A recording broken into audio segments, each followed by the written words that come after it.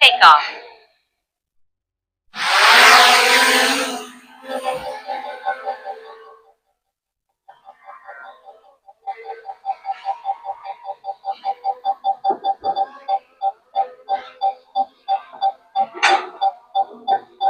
Strong wind.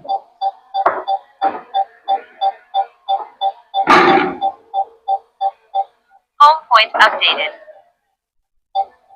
Okay, to this video, papalipad tayo dito sa may honey farm. Tingnan natin kung maganda ang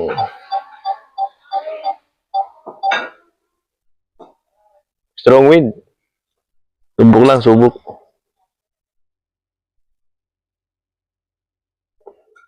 Okay, start na tayo. Lipad tayo dito sa honey farm. Mataas sa kahoy, Batangas. Napakaganda dito, overlooking. Unliin mataas sa kahoy. Ang ganda ng pwesto. Talagang ito'y dahilig. Bangin na ginawang resort na dinevelop.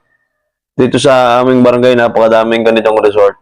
Isa pa lang ito sa pinagmamalaki ng aming bayan na resort na overlooking. Napakadaming pa dito sa paligid. Ipapakita ko sa inyo yung mga swimming pool na pag naliligo kayo, ang pinanunuhan nyo ay ang talik. Ayan, yan talik o overlooking.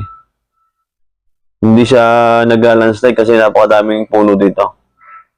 Ayan, may ginagawa pang bypass road. Duktungan yan ng barangay. Ito naman yung sunset. Inabot din natin ang sunset dito sa resort habang tayo ay kumakain. Yan. Napakadami dito yung mga turista na napunta, mga big bike.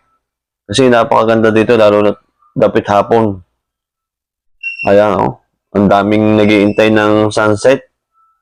Napakaganda dito. Tuwing alas 5, dapat nandito ka na para matunghayan mo ang paglubog ng ating haring araw. Kung gusto mo ng araw, ay doon ka sa boundary. Ang araw doon ay laging nakahanglaang ng mataas sa kahoy. Gusto may airbase. Nandun yung aming haring araw na hindi nalubog. Ayan. Ang ganda. Oh. Sarap maligo dito. Pwede kang kumain. Tambay. Order ka lang. Yung kanilang swimming pool. Habang naliligo ka, makikita mo ang nagagandahang puno at overlooking na talik. Maganda-ganda yan kung umusok-usok na konti. Napusngat-pusngat. Ayan. Ang ganda ng resort, oh. Kaya maganda dito yung sasakyan. Kayang-kaya, mapakotse man o ano man.